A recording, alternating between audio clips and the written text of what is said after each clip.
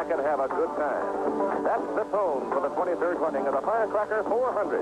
NASCAR Grand National Stock Car Racing at the Daytona International Speedway. Same-day coverage today on ABC's Wide World of Sports. It is a hazy day at the Daytona International Speedway at Daytona Beach, Florida. Part of that haze caused the forest fires that have been burning for better than a week in this part of the state. It's also the middle of summer, and it's hot. This is the 23rd running of the Firecracker 400 on this super speedway. More than 60,000 people expected to come to take part in the fun today. Hello again, everybody. I'm Keith Jackson with Jackie Stewart. And Jackie, when you talk about the Firecracker 400, you think about heat. Heat, heat. Got to be up around 125 degrees down on that racetrack.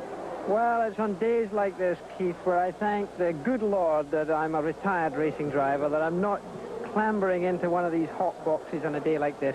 These good old boys are big and they're strong, and believe me, Keith, they have to be, because today on that racetrack, 400 miles around this super speedway, they've got to lose pounds and pounds of weight, maybe up to 10, 14 pounds, some of these big boys. Not pleasant. We'll see what happens. Let's get the wheels rolling now as we check into NASCAR control to get them underway.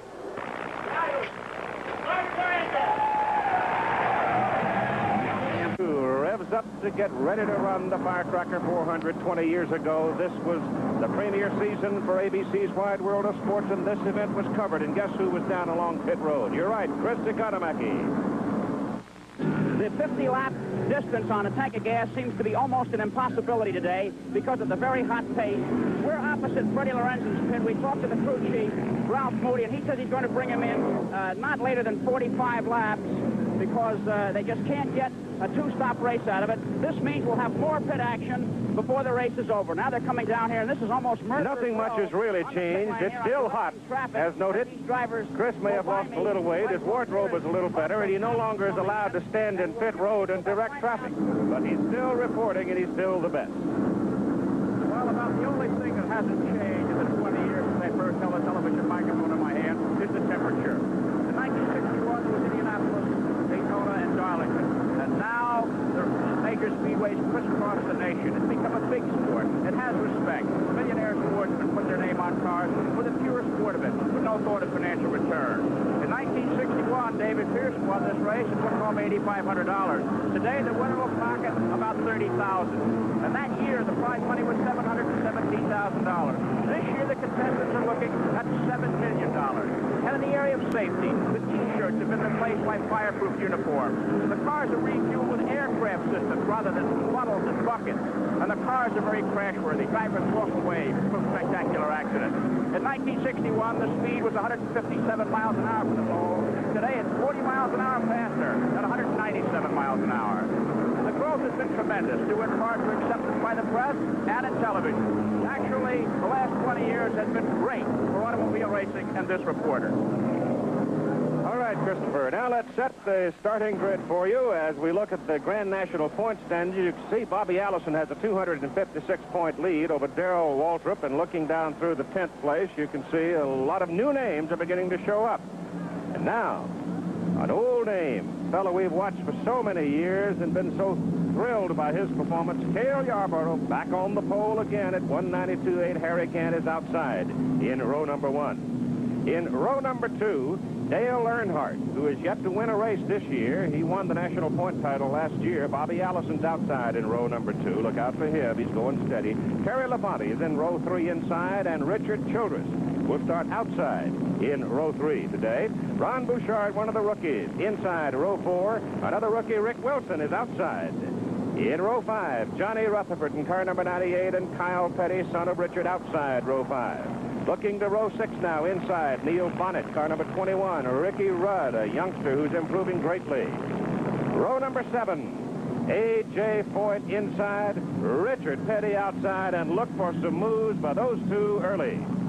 Looking to the rest of the starting field, row 8, it's Alexander and Lenny Pond. Row number 9, Bill Ellswick and Timmy Richmond. Row 10, Darrell Waltrip. Look out for him. He'll make an early move. Looking to row number 11 and 12, there's Buddy Baker. He'll make some early moves, too. He finally got his act together. Benny Parsons back in row number 13, along with Bill Elliott.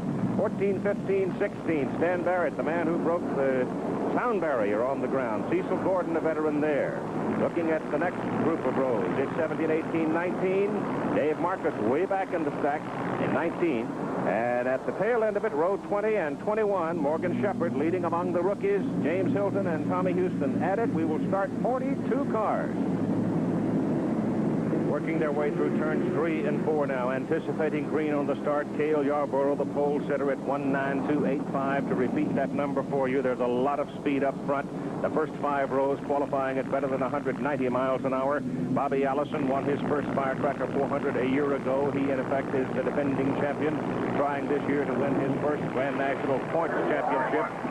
NASCAR control now, reading the field to see if they're in proper perspective. If they are, they'll give him the green. The pace car is out of the way. The black man is Harold Kinder. He has the green in his hand. We've got a start. The 1981 Firecracker 400 with Yarborough and Gant going side by side into the first turn, and the first move of the race comes from Darrell Waltrip.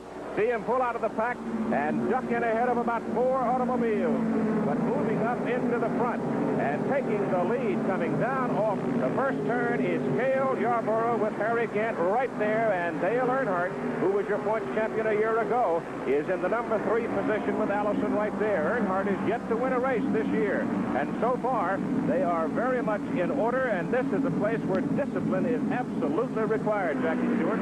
Any nonsense at this part of the racetrack when the cars are so closely packed together could really cause a major problem. One driver would just be into another right away. But in fact, Harry Gant, the man leading the field right now in the car number 33, as they come into the trioval here, and it looks like he's been beaten out by Dale Earnhardt.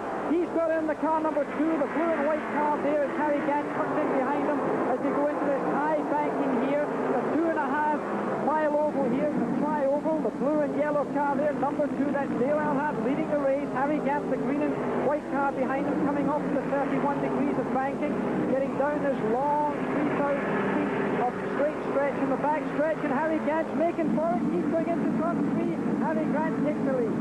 Gant has a history of second place. In case you don't know about it, he has finished second 4 times in 1981, 3 times in 1980, and he is so hungry to win something. Earnhardt, who had such a big year a year ago, winning more than $500,000, has eased into the lead as he slides on by. And here comes Cale Yarborough picking up the draft and going with him. The short car, the draft, has become so important here. They're down to a 110-inch wheelbase now, and it has made this whole scheme of racing in Grand National competition kind of fractious because the cars react more readily. And here's Bobby Allison in car number 28, the orange and white car coming up to take the lead. He's going to get it. Bobby Allison, a great favorite down here with the crowd. A man, of course, defending champion of the Firecracker 400. He's high on this 31 degree of banking, both ends of the Speedway. As they come back onto the spring stretch here, and dog leg going past the start-finishing line, and here they come to it. Allison sitting back there with Gant battling for first place. We'll be back with more in a moment. We resume our coverage of the Firecracker 400. Harry Gant has the lead with Dale Earnhardt, number 2, moving into second place, and Bobby Allison dropping back to third with Cale Yarborough running 4, and now Earnhardt slingshot and goes whistling past Gant and goes into the lead and takes 2 others with him. And Harry Gant goes from the leader's position right back to 4th without second either. Amazing. That's what happens to it.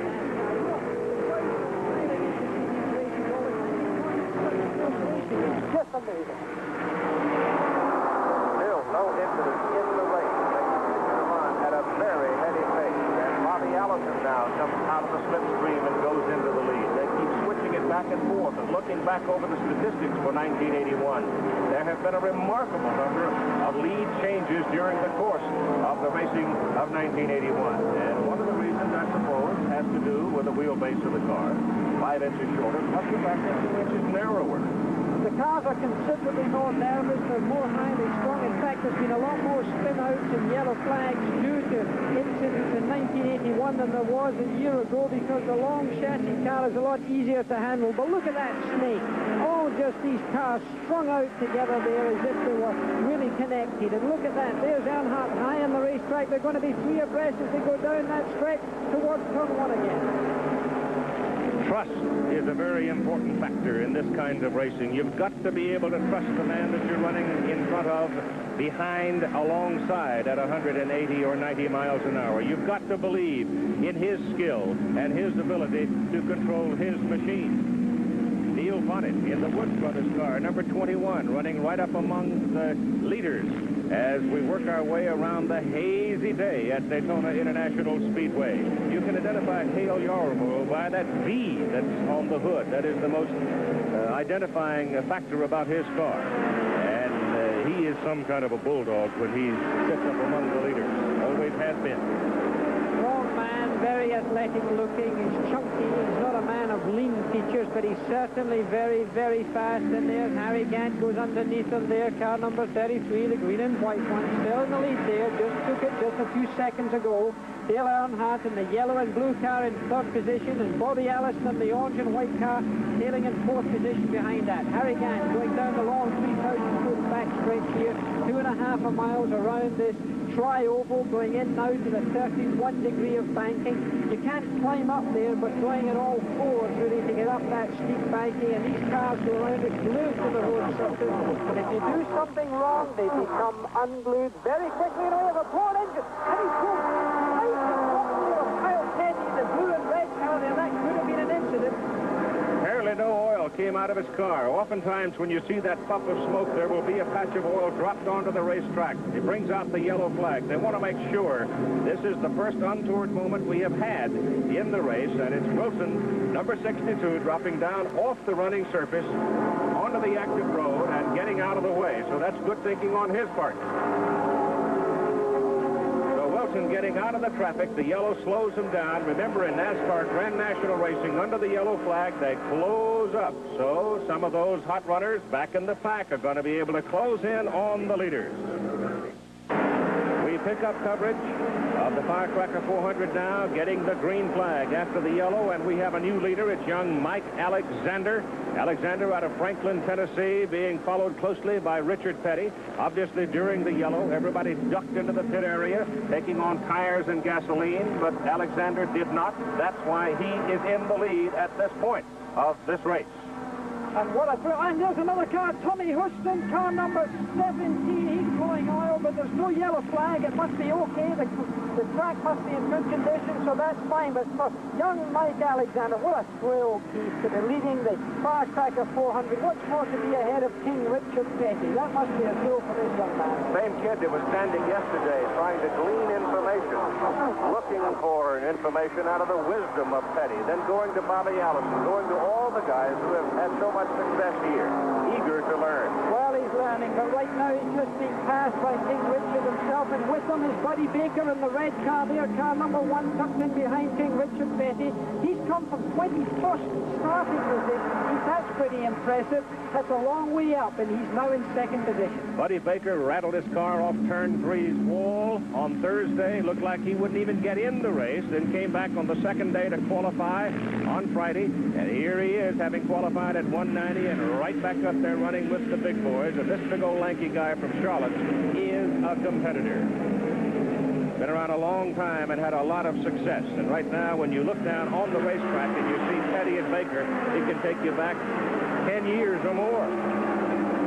Well, King Richard Petty, a man who I admire tremendously, a man who captures the imagination of the public as a race driver, represents the sport so well, has great dignity about him, great presence. He is a star. People look at Richard Petty and somehow he's built up this great charisma that exists today, and totally justified it is, because 10 times he's won at this great speedway, whether it be 500-mile races or 400-mile races, and Buddy Baker now slipped past, and Buddy Baker takes it going into turn 3. Buddy now at 40 years of age, big fella, 6'5", 215 or so pounds, And Hoss Ellington, who owns that car, has got to be jumping up and down right now because it was a fingernail act to get it into the race. And there he sits, leading Petty in the Firecracker. Alexander is hanging on. Johnny Rutherford still right up there amongst the front runners. Cale Yarborough now is sitting in the number 5 position. Ricky Rudd is running in about the number 6 position. And Labonte in car number 44 is running number 7. But right now it looks solid with Baker and Petty going 1-2. Baker now making himself in front of a very large crowd here on a very hot day. The seating capacity here at this great Daytona International Speedway is 75,000 seats. Quite impressive. Not all filled today. It's very hot, very humid here. We've got a car on the wall. Car number 88. That's Ricky Rudd. It's on the wall coming out of turn 4. Benny Parsons in a melee. Elliott's involved in it. Harvey's involved in it. Ellison takes to the grass to get away from it. But what a wallop by Ricky Rudd as he crashed into the wall. That's Benny Parsons coasting to a stop down on the infield. And car number 11, Darrell Waltrip, hit the wall, and he stopped for the moment. And obviously the yellow flag is out. Well, that was certainly a hard impact. The cars were doing no less than 180 miles an hour when that happened. Ricky Rudd's moving around. We can see from our commentary position here, and we can see some movement on our monitor also. Ricky Rudd's okay. There's protection offered to those race drivers. Really impressive and really amazing. There's another driver there. That's Billy Harvey there. He seems to be okay. Ricky scrambles out. These cars, of course, the doors all welded up. You can't open doors on them. Crowd responding to Rudd's appearance. Benny Parsons is out walking around, surveying the damage, and not terribly happy about the circumstance, I'm sure. Well, I don't think he was even part of that. It was just an incident that happened up front there, and when that happens at that speed, there's very little a race driver can do. There's a lot of tire smoke there. You can't see through it. Ricky Rudd's perfectly conditioned, and then you see that's Harvey. He's okay. Who else is that? Bill Elliott. Bill Elliott there, too, a race driver there. There's Harvey. So they're all apparently going to walk away from the scrap iron, but we did have a considerable melee, and we'll take another look at it. Well, this kerfuffle started well back there, 2, 4, 6 cars back. That cluster of 3 cars there, and you see Ricky Rudd driving inside there. It looks like he came in contact with the car behind him. It looks like it might have been Johnny Rutherford there. And right there you can see the car immediately shedding an enormous amount of sheet metal. It looks like the rear end was quite badly damaged. Then the car spins into the wall. Now look at the action behind here. These 2 cars kiss, and then you see the cars coming up here. That's Benny Parsons. Dale Earnhardt was in there as well. Benny Parsons, car number 15, get out of shot there a little bit. And another angle, and you see it again. That car rubbing itself to destruction along this concrete wall that goes right around the 2.5 miles. There you see the contact with Benny Parsons down below there. Then Benny starts to come up here. Dale Earnhardt as well, he's involved. Benny Parsons' car slams straight into the wall there. Tremendous damage, and yet these drivers very well protected. Actually, incredible that no more were involved than we had because of all the smoke obscuring the vision.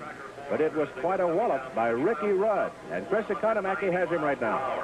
First car involved was that. You all right, Ricky? Yeah. How did it begin? I don't know. I was passing Rutherford. I got by him and cleared him. Next thing I know, I was coming back out against the wall. Somebody hit me in the back bumper. I don't know who it was.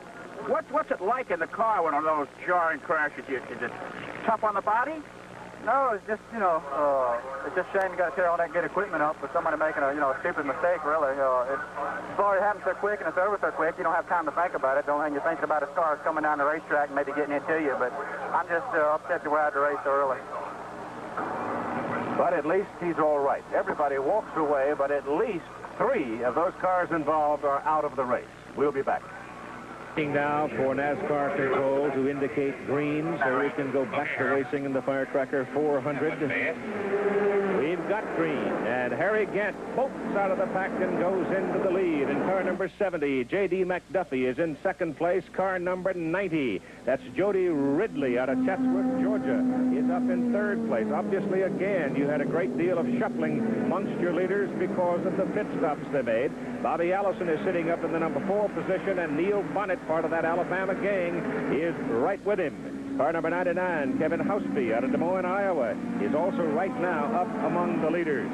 there's the man you want to keep your eye on all the time, Bobby Allison. Incidentally, Donnie Allison, who was injured severely at the World 600 in Charlotte some 6 weeks ago, is out of hospital. He is down at the family farm and moving along quite well in his recuperation. Donnie was a winner here in the Firecracker 400 back in 1970. Oh, long time, good friend of mine, and I'm sure all of us here at ABC Sports wish him the very best. And you know what? They're even talking about that tough guy coming back to racing in the early weeks of August. So they are resilient, aren't they? Well, it's very nice to hear that he's recovering so well. We all wish him well. And look at right now, brother Bobby keeping the family honors up there, and right behind him, a protege of both Donnie and Bobby Allison, and that there man there driving the Wood Brothers car. He's one of the men, one of the young drivers that's been brought along over so many years. And this is what is interesting from my point of view. A driver can be taught so much in stock car racing, and when you have the Allison brothers to teach you, that certainly is a big help. The name, of course, is Neil Bonnet, and the guys that are handling this car, putting it together and sending it out on the racetrack to run aren't too bad either, fellas called the Woods Brothers. They're closing down the distance now on the leader, Harry Gant. This matter of drafting, it's a matter of aerodynamics. Those of you who are not quite familiar with it, the fellow in front, of course, is opening a path for the following car. But at the same time, Bobby Allison, in this instance, is getting a push from Neil Bonnet, and they move up alongside and go whistling right on by Harry Gant. So that's what the aerodynamics of the drafting process can do for you. It gives you that additional thrust. And when you are ready, pull it out, let it go, and most of the time it will be successful for you. But again, the element of trust comes into play because you are so close together. Just inches apart, and right there, they're almost glued bumper to bumper there. Neil Bonnet really tucked in behind Bobby Allison, and of course they have that trust that you speak of. It can't be that any driver takes any sharp or fast movements. He's got to be very precise. He's got to do everything with a degree of warning. Somehow or other, there's a sixth sense in many good racing drivers, and look how close they are there. And they're doing no less than probably 180, 190 miles an hour. Precision driving. It's almost again like formation flying at high speed. There is a gap between these three front runners and the rest of the field, but I should give you the name of the man who is sitting in the number 4 spot. You'll recognize him. He's that big old tough Texan A.J. Foyt, sitting right in there in the number 4 position with a considerable gap between 3rd and 4th. Young Tim Richmond is sitting in there in the number 5 position right now.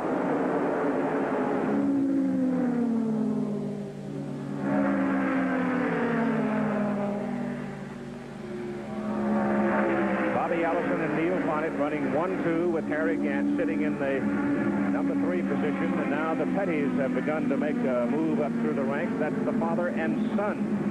Kyle, the son, and of course Richard, the daddy. And tucked right in between them, I think you'll see J.D. McDuffie is sitting in between the two Petties. But it's something to see father and son out there running at this kind of a pace. We talked at the very beginning of today's program about the Old Heat of July 4 at Daytona. Here's Chris. Temperature right now is 101 degrees here at Daytona, and you can see the men are seeking the shade. Goodyear tire engineers tell me that the temperature of the asphalt is 145 degrees. It's certainly a hot 4th of July in Daytona. Can you imagine 140 degrees? Here is Bonnet going for the lead, and he slips past Bobby Allison, and he takes Harry Gant with him. So again, we see the aerodynamics of slingshotting at work. And we've got Jody Ridley there, car number 90, dropping oil. It looks like he's coming out the back here. Stephanie Smoke, he's coming out of the fast lane, down onto the hard shoulder here, trying to get away from the groove to try and save any drivers from getting into trouble. He's pulling into what looks like pit lane. There's car gone off behind him. He's got his Bill Elvick.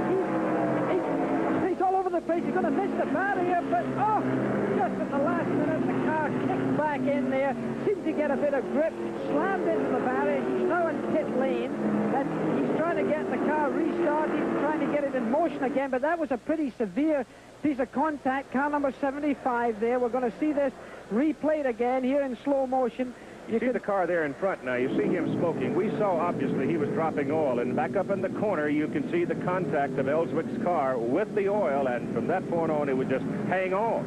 And the car goes over the grass. If it looked right here, it leaps into the air almost, comes back down, looks as if it's going to slide past the barrier. At the last minute, it seems to, look, just dig into the grip there on that grass, slams itself into the barrier there. That action for him started plus 180 miles an hour, probably had impact with that barrier there, probably still doing 40 miles an hour. Strong bang in the back end. But he's back on a racetrack. Isn't that amazing? You know, your cars are really built pretty hard.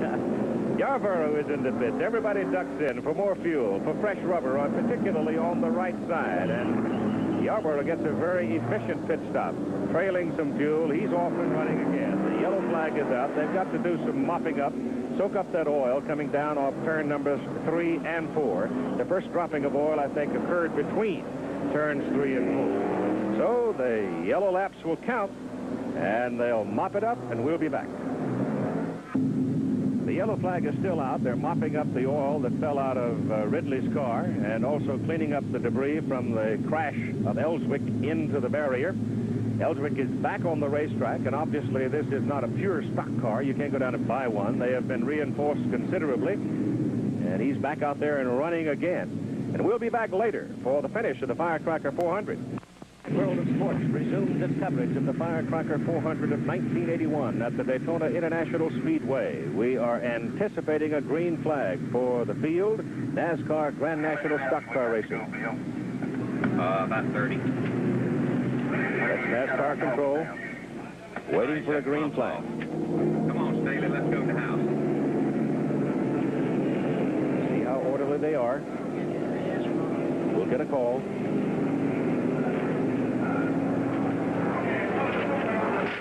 Okay, Harold, you got it.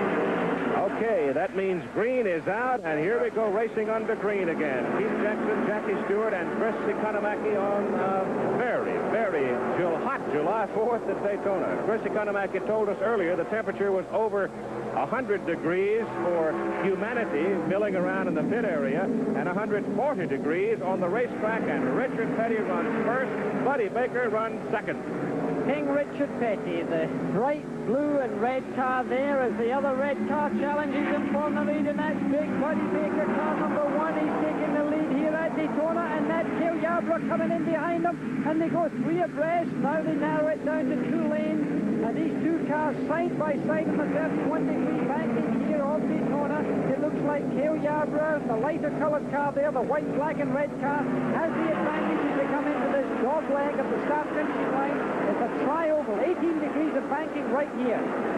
And the Petty, Richard, car number 43 is running in the number 4 spot.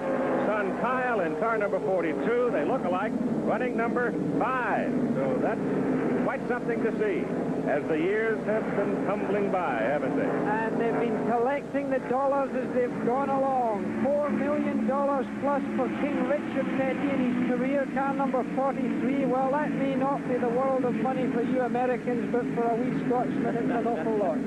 There's another youngster settling right in amongst them, too. In turn number 12, his name is Tim Richmond. He's out of Ashland, Ohio. And he seems to be one of those young chargers that's going to make a place for himself in this business of motor racing. He's certainly done very well. He did well up in the Indianapolis Motor Speedway last year. He was the Rookie of the Year, and he's certainly doing well. But right now, it's the old brigade that are up there, the old faithfuls, the men you normally see leading the race. And the car number 27, Cale Yarborough from Timminsville, the man who was in pole position here, he's still got the lead.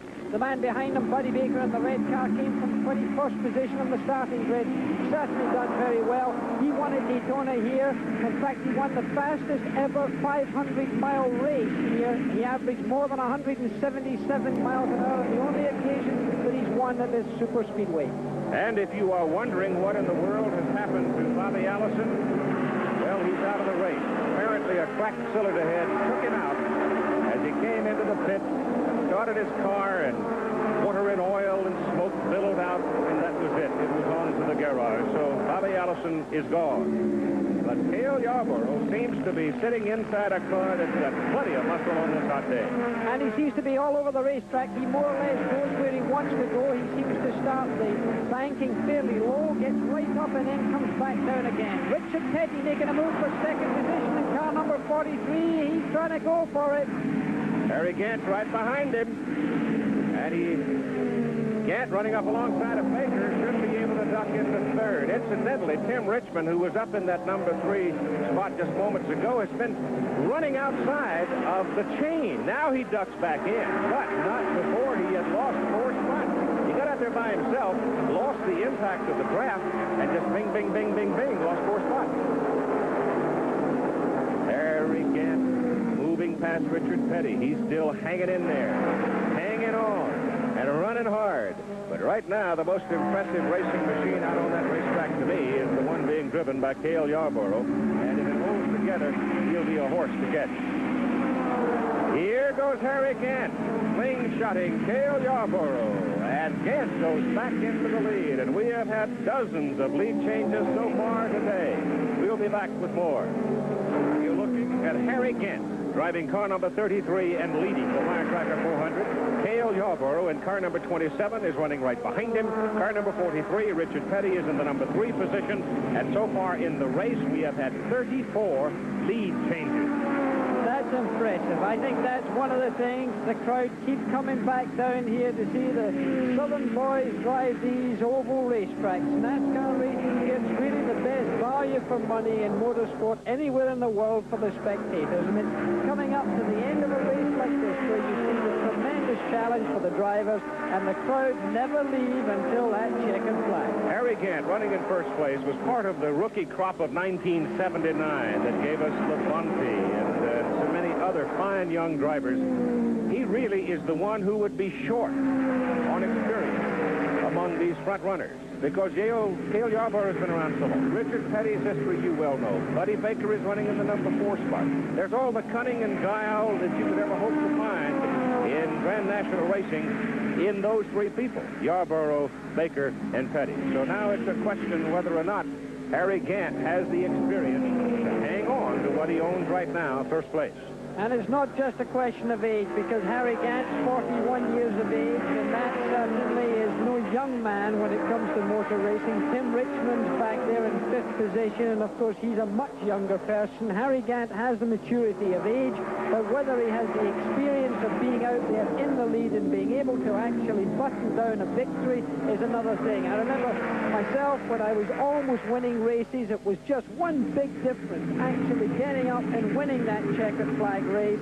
It's just that little bit of difference. It doesn't seem to make a big difference at the time, but my, doesn't it make a big difference with the head. At car number 5 that the leaders were passing just there, driven by Morgan Shepherd, he is the leader in the rookie points chase for 1981, and he is literally the fellow that Tim Richmond is chasing right now, looking for rookie honors, and that is a big honor. It helps you a little bit in the cash department the following year, and certainly adds tremendously to your prestige. But right now, we've got wise old heads jousting around, looking for the place, pacing themselves, feeling of the car. Is it loose? Is it right? Can I do this? Do I have enough horsepower to blow him away? Should I sit here and wait the slingshot? Shall I do this now, or shall I wait for another lap? Or in the case of Yarborough here, you almost get the feeling that Cale is sitting there just so that he shows up big in Harry Gant's mirror, because Harry certainly knows that he's there. He also knows that Richard Petty is back in 3rd place, though there is a considerable gap right now. You might think that Richard would be out of it. Not so. We'll be back.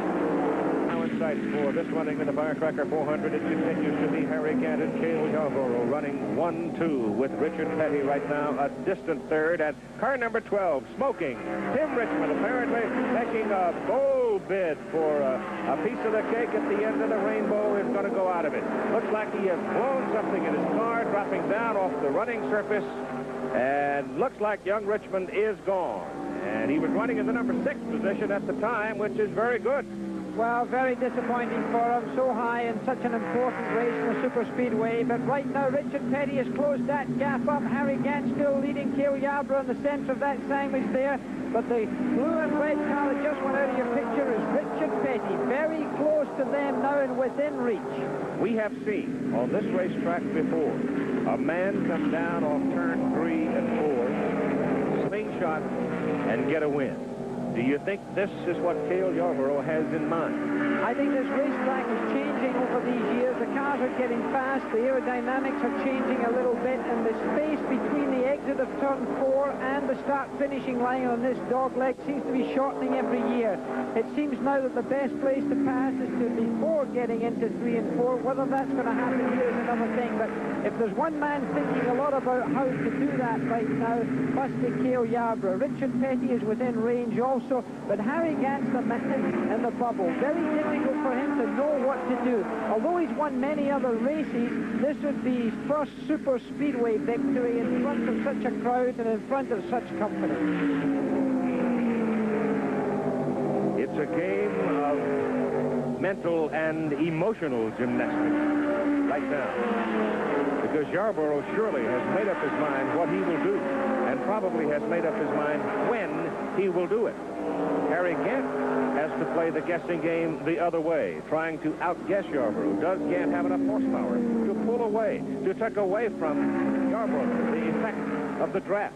Can Richard Petty pull in closer so he can be part of a 3-car draft? It does not appear that Petty has the horsepower to close down on them right now. And they're using every part of the racetrack here. Harry Gant was very low in that racetrack as they go into turn 3 right now. It does seem to me that it's Cale Yarborough who's the man who's in the position to do it. They're coming up after they come out of this turn 4 that they're onto right now. We're only 1 lap to go as they come up to lower position here and go across the line that you can see the white flag has been given to him.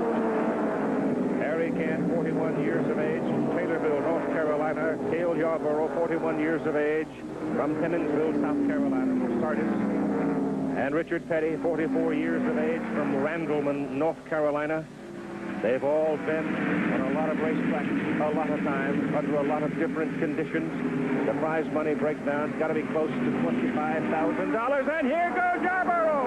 He's going for it underneath, going into turn 3. He's got underneath the car.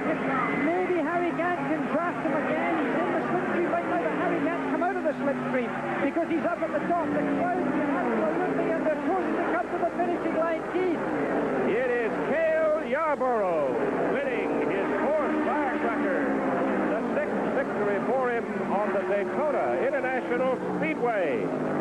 So it was in Cale Yarborough's mind where to make his move, and he made it going into turn number 3, and he did it just as slick as you can do it. And here we have a replay of this. He's in the middle of the racetrack. Harry Gant, car number 33, and there Cale Yarborough really takes advantage of the draft there. He comes low on the racetrack. They go in side by side into turn 3, into these 31 degrees of banking. Cale Yarborough's car all day has been able to go in different lines around this racetrack, and right there you see him going very high, almost to the outside line there, close to the wall. Harry Gant is not in the draft at this time, and right now it very much is within everybody's knowledge that it was his race. The 5th time in 1981, Harry Gant has finished 2nd. The winner, Cale Yarborough. Here's Chris. And here's the winner, Cale Yarborough. Pretty good right now. Congratulations, Cale. Lean against the car. If you're as tired as I am, you're tired out. Well, yeah, I'm tired, Chris, but, you know, first thing is thank the Lord for a safe race. It was a fast one, I'm telling you. We had to run all day just as hard as we could run, and I had to use strategy there at the end on Harry Gant. He was strong, and I hated to sit behind him now for the last 30-some laps, but I knew if I didn't, he'd beat me, so I just had to use it on him. Cale, you had tremendous patience during that period of time. What were you thinking of sitting there? Were you sure you could pass him at the end? Well, my car had gotten a little bit loose, Chris, on the